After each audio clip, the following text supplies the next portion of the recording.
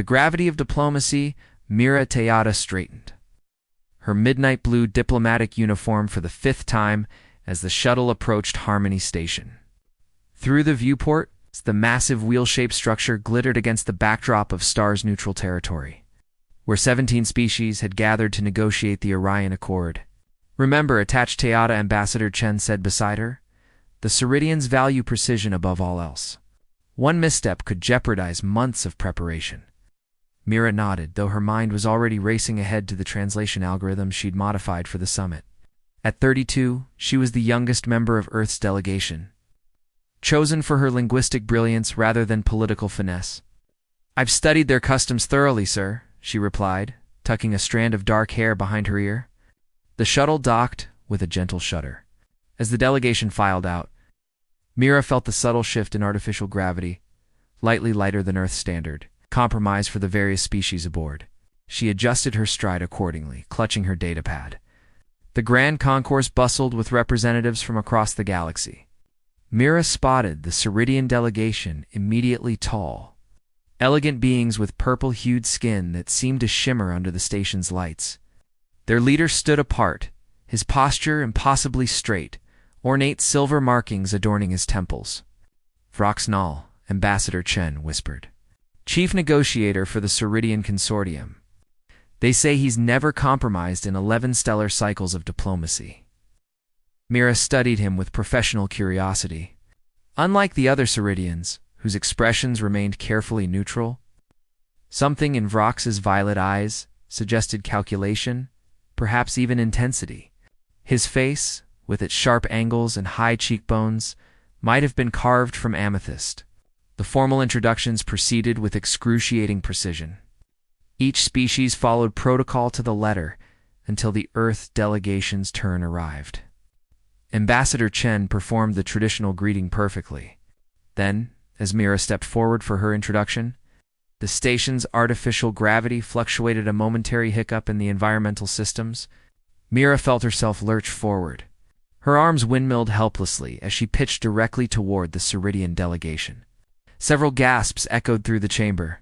She closed her eyes, bracing for impact with the polished floor.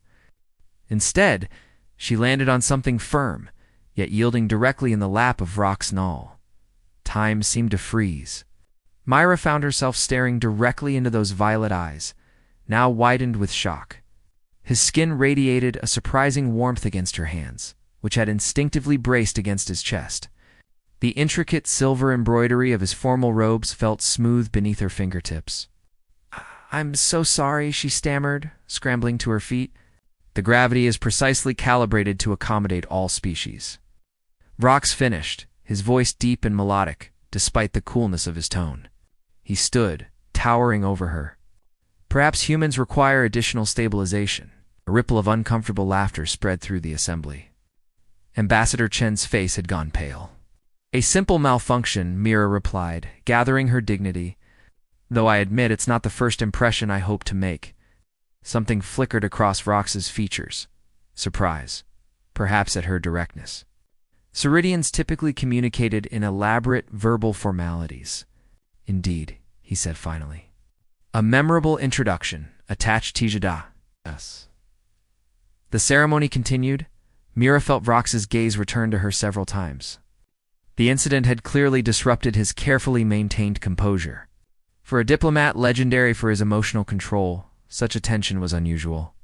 Later, as the delegations dispersed to their assigned quarters, Mira passed Vrox in a quiet corridor. "Attach," he acknowledged with a slight inclination of his head. "Negotiator Null," she replied. "I wanted to apologize again for the ... incident." "Unnecessary," he said, "though I admit to curiosity. Most humans would have employed diplomatic evasion regarding such an error." Mira smiled slightly. "I find honesty saves time, even in diplomacy." Vrox regarded her thoughtfully, his head tilting in a distinctly non-Ceridian gesture. "An interesting perspective," he said finally. "Perhaps we will have opportunity to discuss this philosophy further during the negotiations." His perfect posture, somehow less rigid than before. Mira realized the gravity malfunction had done what months of formal communications It created a genuine moment of connection with the most formidable diplomat in the galaxy. Cultural exchanges. The Orion Accord negotiations had reached an impasse by the third day. Representatives from 17 worlds sat around the massive translucent table. Their frustration evident, despite the various biological differences in expressing emotion. The trade corridor through the Cygnus sector must remain neutral territory, insisted the Trellan ambassador, their tentacles rippling with agitation. Unacceptable, countered a Mecanian diplomat. Our mining operations require security protocols that would violate your definition of neutrality. Mira observed the deadlock from her position behind Ambassador Chen, making notes on her datapad. Across the chamber, Roxnall sat perfectly still, his purple features betraying nothing of his thoughts. Yet Myra noticed how his gaze occasionally drifted to her, lingering for fractional moments before returning to the speakers. Perhaps, Ambassador Chen suggested, we should establish a joint subcommittee to draft alternative security parameters. The chamber erupted in multilingual murmurs of agreement. The first consensus of the day, Earth and Ceridia will co-chair, announced the moderator. Attached Teata and negotiator Noel will prepare preliminary options for tomorrow's session. Myra's head snapped up in surprise. She was a language specialist, not a security expert. Ambassador Chen gave her a subtle nod, a vote of confidence she wasn't sure she deserved. 4 hours later, Mira sat across from Vrox in a small conference room, surrounded by holographic displays of star charts and security protocols. The station had shifted to night cycle, dimming the corridor lights to simulate evening. Your translation matrix contains an error, Vrox noted, pointing to a section of Mecanian text. Their concept of security encompasses territorial claim in ways your algorithm doesn't capture.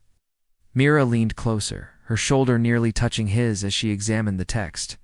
You're right. Their root language conflates protection with ownership. She quickly adjusted the parameters. How did you notice that? Most Ceridians rely on the standard translation interfaces. I studied comparative xenolinguistics before diplomatic service, Vrox replied. Something in his tone had softened, becoming less formal. My superiors considered it ... eccentric. On Earth, we'd call it thorough, Mira said, smiling. Though I'm surprised a Ceridian would admit to eccentricity. We are not all identical, despite what humans believe. A hint of amusement colored his words.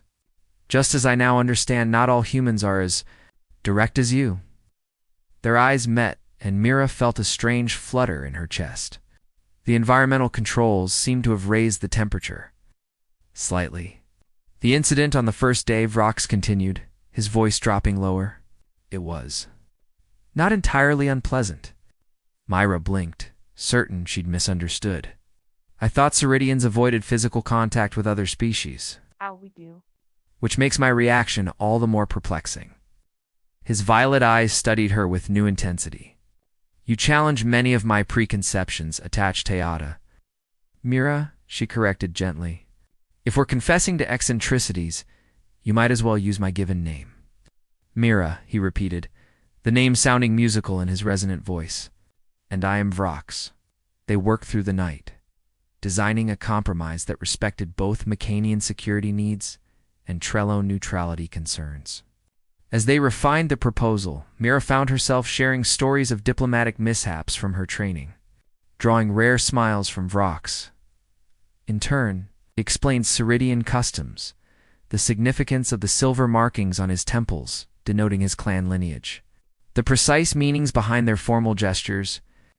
Your people value control so highly, Myra observed, stretching after hours of concentration. Is it difficult, never showing what you feel? Vrox was quiet for a moment. We feel deeply, he finally said. Perhaps too deeply. Our history before the Great Discipline was marked by passion-driven conflicts that nearly destroyed our civilization. Structure protects us from ourselves. But at what cost? Mira asked softly. Instead of answering, Vrox reached across the table. His fingertips warm, slightly textured, brushed against hers. The touch was feather-light, yet Mira felt it like an electric current. This would be forbidden on my homeworld, he whispered. Contact without purpose.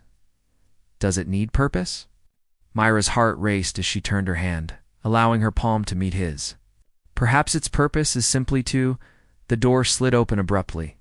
They pulled apart as a maintenance droid entered, then departed after scanning the environmental controls. The moment had broken, but something had irreversibly changed. They finished their work in charged silence, both aware they had crossed an invisible boundary. The next day, their proposal was unanimously accepted, breaking the deadlock. As delegates congratulated them, Vrock stood closer to Myra than strict protocol dictated. Only she noticed the subtle difference and the promise it contained. Part 3. Forbidden Orbits. Forbidden orbits? This is madness, Myra whispered, though the maintenance corridor was deserted. If anyone discovers us, Vrock's fingertips traced the line of her jaw, silencing her. In the dim emergency lighting, his purple skin seemed to glow with internal luminescence. 2 weeks had passed since their first collaboration, 2 weeks of stolen moments and increasing risk. I've calculated 17 different security patrol patterns, he murmured. We have precisely 12 minutes before the next scan of this sector. Mira laughed softly. Even in this, you're methodical. Is that disappointing? His expression held uncharacteristic uncertainty. In answer, Mira rose on tiptoes and pressed her lips to his. She had initiated their first kiss 4 days ago, after explaining the human custom. Now Vrox responded with increasing confidence, his arms encircling her waist. The physical differences between them created fascinating harmonies rather than obstacles. His skin was warmer than a human's, with a subtle texture like finest velvet. When emotions ran high, the silver markings on his temples and tracing down his neck seemed to shimmer with their own light. The negotiations conclude in 8 days, Vrox said when they finally separated. The Ceridian Consortium expects my return immediately afterward. Reality crashed back like a cold wave. And Earth wants me back at headquarters for debriefing. Mira stepped back slightly, trying to think clearly despite the intoxicating nearness of him. What are we doing, Vrox? There's no precedent for this. It is factually incorrect, he replied, a hint of his formal diplomatic tone returning. The Hadrian Protocol of 2189 established guidelines for interspecies relationships. Though admittedly none have involved Ceridians. Mira smiled despite herself. You researched this. Thoroughly. His violet eyes held hers. I've reviewed all 64 documented cases of diplomatic cross-species partnerships. 42 resulted in resignation from service. 17 led to reassignment to compatible sectors. 5 resulted in new, cooperative, diplomatic frameworks. Always the negotiator, Mira said, resting her forehead against his chest, searching for the optimal outcome. And you? Have you considered possibilities beyond Harmony Station? She had constantly, obsessively, but reality remained stark. The Ceridian Consortium forbids emotional entanglements with non-Ceridians. Your career would end. Mine too, probably. My people value precision and stability, Vrox acknowledged. But our greatest advancements have come through controlled evolution of tradition. A warning chime interrupted them, the security scan approaching sooner than calculated. They quickly separated, straightening their clothing. Tomorrow, Vrox said, the Cygnus sector discussions. Your proposal on cultural exchange programs. Myra nodded, professional once more. I've incorporated your suggestions on the educational components. They parted ways, exiting the maintenance corridor through different access points. Mira returned to her quarters, mind racing with both elation and dread. What had begun as fascination had deepened into something neither had anticipated. Something with no clear diplomatic protocol to follow. The next morning, Mira entered the council chamber early to review her presentation materials. She froze upon seeing Ambassador Chen in deep conversation with Diplomat Laxfrey, the Ceridian's second-in-command. Both looked grave. Attached Tiata Chen beckoned her over.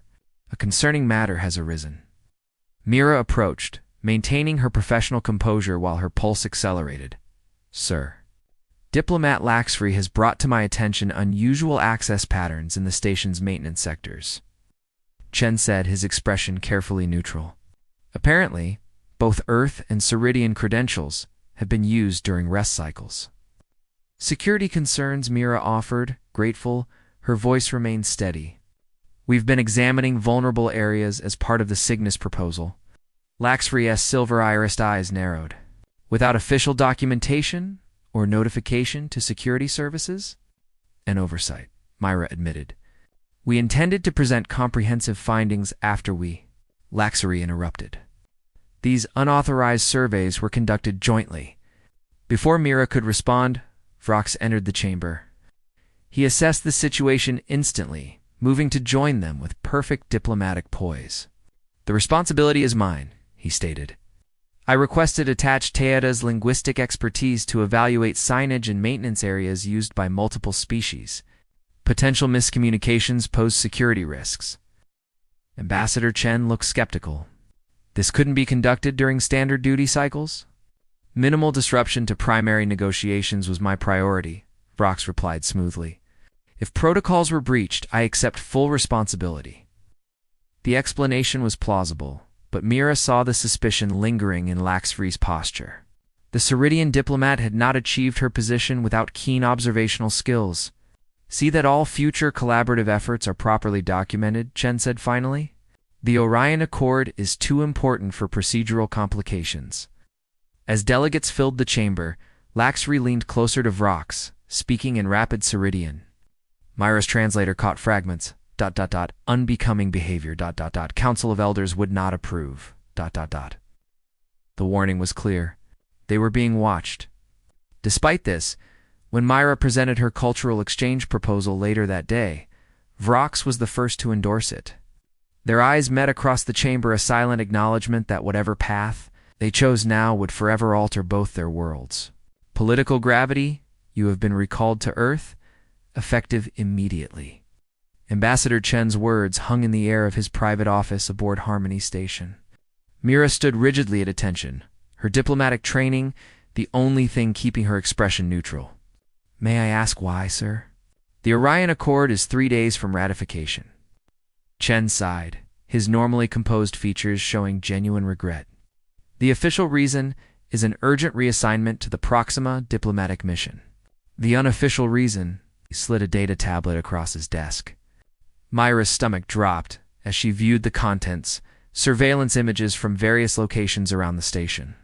Her and Vrox in a hydroponics garden, shoulders touching as they examined an earth orchid.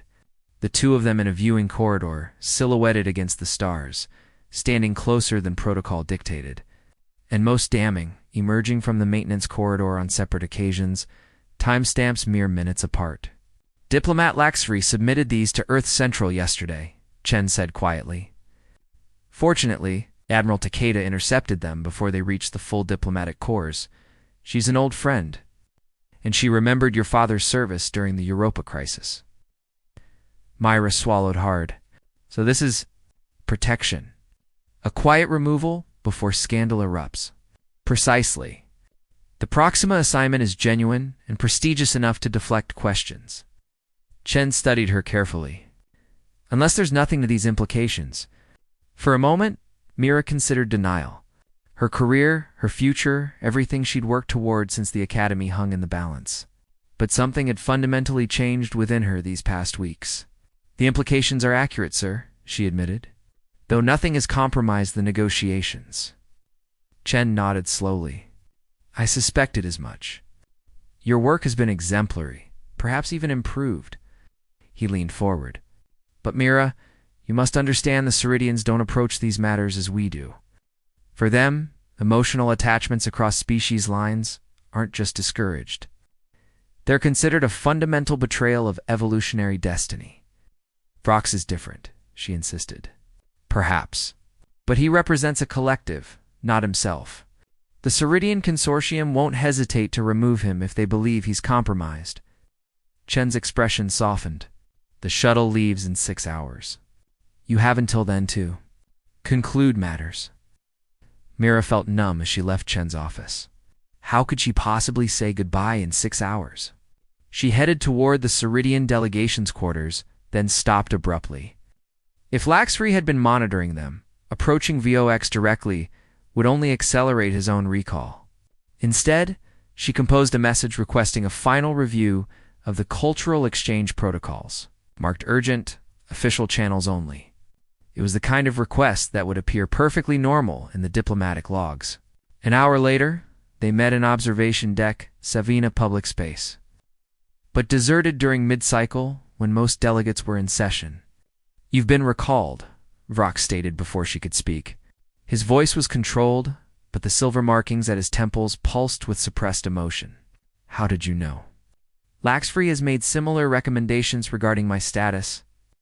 His posture was rigid, formal a retreat into Ceridian discipline that hurt more than anger would have. "She presented evidence to the consortium an hour ago," their response. "Pending. Though tradition suggests only one outcome." He moved to the viewport, staring out at the distant stars. "I have brought potential disgrace to my clan lineage. 7 generations of diplomatic service potentially ended by my ... aberration. Is that what I am to you? An aberration?" Mira fought to keep her voice steady. Vrox turned, his expression softening. "No, you are the evidence that our traditions require evolution. But my personal revelation means nothing against centuries of Ceridian custom. So we just, in this, return to our separate worlds and pretend none of this happened." New Proto 3 months later. Mira stood on the observation deck of the diplomatic vessel Concordia, watching the swirling blue-green atmosphere of Ceridia grow larger in the viewport. After her abrupt departure from Harmony Station, she had expected reassignment to the remote Proxima mission as planned. Instead, she found herself appointed to an unprecedented position, a special envoy for the newly established Interspecies Cultural Integration Commission.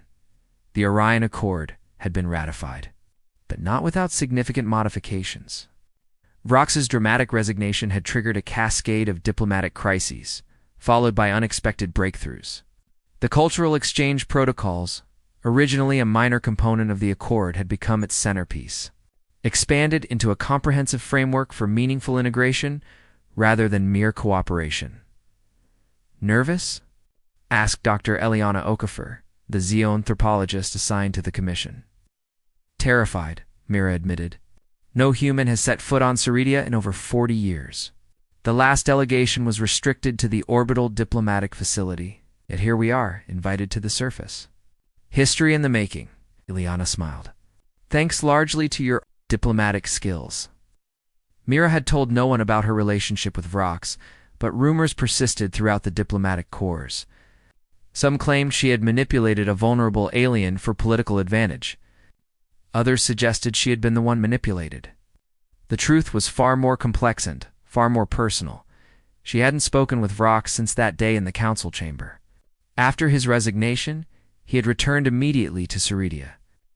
Communications had come through official channels only, his personal involvement unclear. Mira had no idea what awaited her on the planet's surface, or if she would even see him again. The landing was smooth, the reception formal but not unfriendly.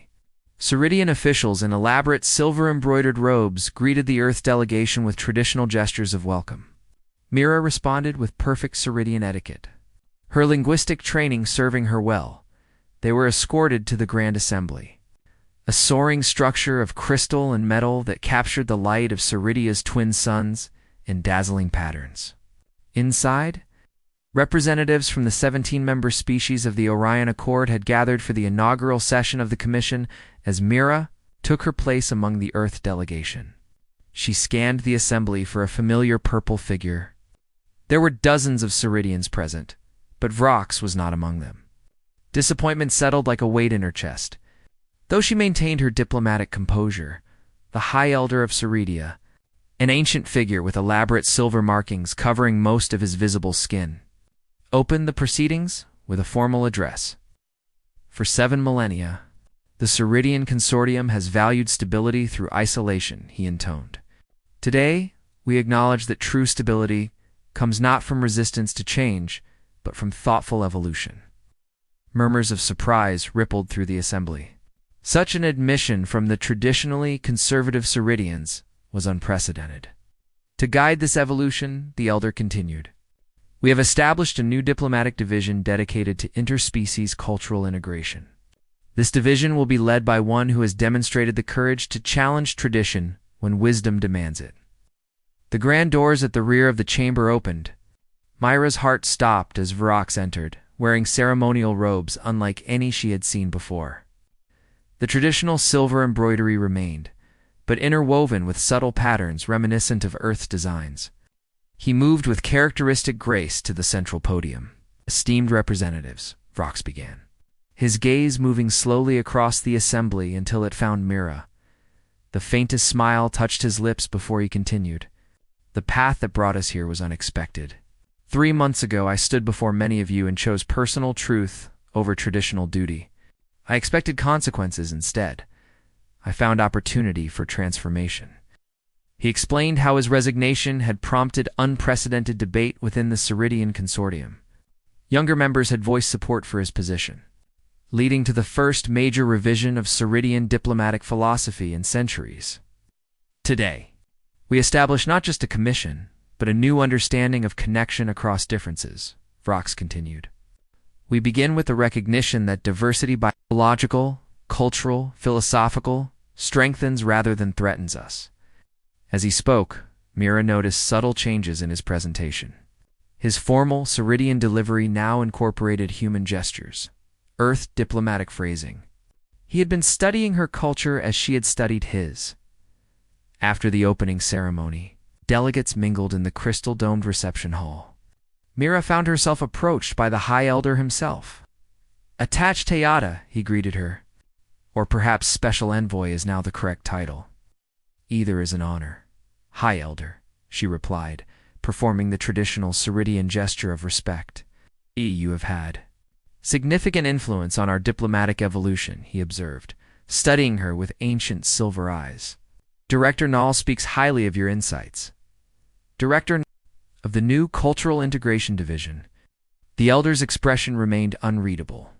A controversial appointment, but the council was persuaded by his unique qualifications. Before Myra could respond, Vorox appeared beside them. He exchanged formal pleasantries with the Elder, who soon departed to greet other delegates. For a moment, they stood in silence, months of separation and uncertainty hanging between them. "Your pronunciation of the formal greeting has improved," Vorox finally said, a hint of warmth breaking through his official demeanor.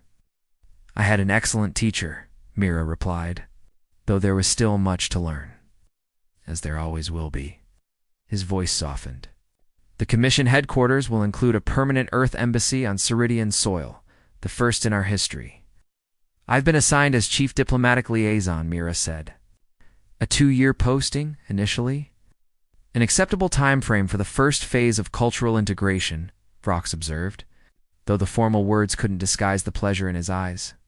"And 4 other types of integration?" Mira asked quietly. "The personal kind." Vorox glanced around, then led her to a small alcove away from the crowd. There, he took her hands in his a public gesture that would have been unthinkable months ago. The Ceridian word for integration Santari also means to weave together, while maintaining the strength of individual threads, he said. "It seems an appropriate principle for diplomatic relations, and personal ones." "Are you proposing a new protocol, Director Null?" Mira asked, smiling up at him. "I believe I am, Special Envoy Teyata." Yes. Purple features softened into genuine warmth. "One without precedent, but with promising potential for mutual benefit." As the twin suns of Ceridia cast prismatic patterns through the crystal dome above them, Myra stood on tiptoe to kiss him, no longer in secret, but as a first public declaration of a new kind of diplomacy.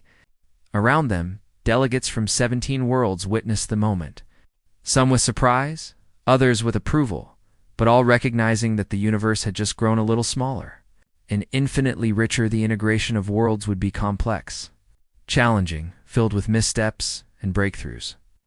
But as Vorox's arms encircled her, Mira knew with certainty that this new protocol, begun with an accidental moment of connection, would change the course of interstellar relations forever. In their embrace, 2 distinct beings from worlds light years apart demonstrated what the Orion Accord had only theorized, that differences need not divide, and that the greatest diplomatic triumph might begin with the simplest human gesture, a touch that bridged the stars.